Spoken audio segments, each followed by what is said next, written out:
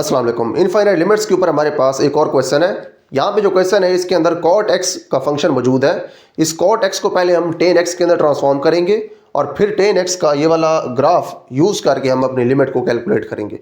तो पहले हम अपने गिवन फंक्शन को ट्रांसफॉर्म करते हैं। यहाँ पे हम लिखेंगे this implies that limit x approaches to pi from left x into cot x is equal to limit x approaches to pi from left x divided by tan x। तो यहाँ पे आपने cot x को tan x में जब transform किया तो जो cot x ये बराबर होते हैं 1/tan x के, तो जो 1/tan x है ये x के साथ मल्टीप्लाई होकर x divided by tan x हो जाएगा। तो यहाँ पे हमारे पास जो फंक्शन है जिसकी हमने अब फाइनली लिमिट कैलकुलेट करनी है उसका एक न्यूमिनेटर है, एक उसका डिनोमिनेटर है।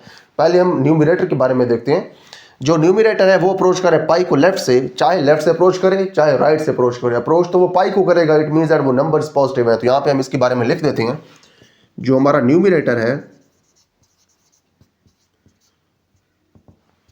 वो पॉजिटिव है।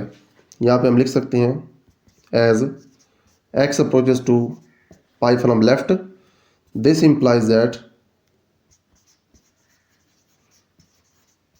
Numerator is positive. तो इसका मतलब ये है कि जो न्यूमिनेटर ये पॉजिटिव भी है और नॉन जीरो भी है। यहाँ पे हम ये भी लिख देते हैं and numerator is positive and non zero. और जो न्यूमिनेटर है आपका वो पॉजिटिव भी है और नॉन जीरो भी है, क्योंकि पाई को अप्रोच कर रहा है इसीलिए ये नॉन जीरो है। उसके बाद हमारे पास है डिनोमिनेटर। उसके बाद हमने इस डिनोमिनेटर के बारे में यहाँ पे लिखना है। Next is our denominator. अब जो डिनोमिनेटर है इसके अंदर है tan x। tan x का बिहेवियर हम इसके ग्राफ से देखेंगे।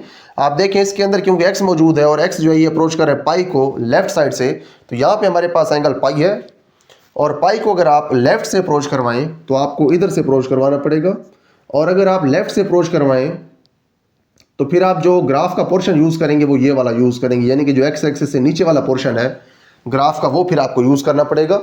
यहाँ पे आप देख सकते हैं कि आप जैसे जैसे पाई के क्लोज हो रहे हैं जो ग्राफ है वो जीरो के क्लोज हो रहा है। ग्राफ का वो पोर्शन जो आपको फंक्शन वैल्यूज दे रहा है वो क्योंकि x एक्सिस से नीचे है, इसका मतलब है उसके अगेंस्ट जो भी वैल्यूज हैं वो नेगेटिव हैं। तो आप यहाँ पे कह सकते हैं कि जब आप पाई को लेफ्ट से अप्रोच करवाते हैं तो आपका जो tan x है ये अप्रोच करता है जीरो को, लेकिन ये नेगेटिव होता है क्योंकि ग्राफ का वो पोर्शन जो आपको वैल्यूज दे रहा है वो x एक्सिस से नीचे है, तो उसके अगेंस्ट जो फंक्शन वैल्यूज हैं वो नेगेटिव होंगी। तो यहाँ पे आप यही चीज़ आप लिखेंगे as x approaches to pi from left, this implies that tan x approaches to 0 and tan x is less than 0।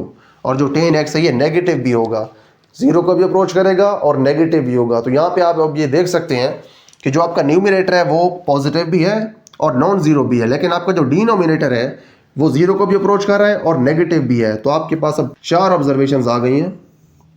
पहली ऑब्जर्वेशन ये है कि आपका जो न्यूमिनेटर है वो पॉजिटिव है। दूसरी ऑब्जर्वेशन ये है कि न्यूमिनेटर आपका नॉन जीरो है। तीसरी ऑब्जर्वेशन ये है कि डिनोमिनेटर जीरो को अप्रोच कर रहा है। और चौथी ऑब्जर्वेशन ये है कि जो डिनोमिनेटर है वो नेगेटिव भी है। न्यूमिनेटर पॉजिटिव, डिनोमिनेटर नेगेटिव, तो आपका जो ओवरऑल रिजल्ट है वो आएगा नेगेटिव। और जो डिनोमिनेटर ये क्योंकि जीरो को अप्रोच कर रहा है तो इसलिए आपका जो ओवरऑल रिजल्ट है ये इन्फिनिटी को अप्रोच करेगा, लेकिन नेगेटिव इन्फिनिटी को अप्रोच करेगा क्योंकि इसके पॉजिटिव होने की वजह से और इसके नेगेटिव होने की वजह से आपका जो ओवरऑल रिजल्ट है ये हो जाएगा नेगेटिव। तो आप ये कह सकते हैं कि जैसे जैसे x की वैल्यूज पाई को अप्रोच करती हैं लेफ्ट से, तो आपका जो ये वाला फंक्शन है ये अप्रोच करता है नेगेटिव इन्फिनिटी को। तो यहाँ पे आप ये लिख सकते हैं this implies that limit x approaches to pi from left x divided by tan x ये बराबर है इस फंक्शन के। तो आप इस फंक्शन को इसके बाद अब लिख दें, this is equal to limit x approaches to pi from left x into cot x is equal to minus infinity.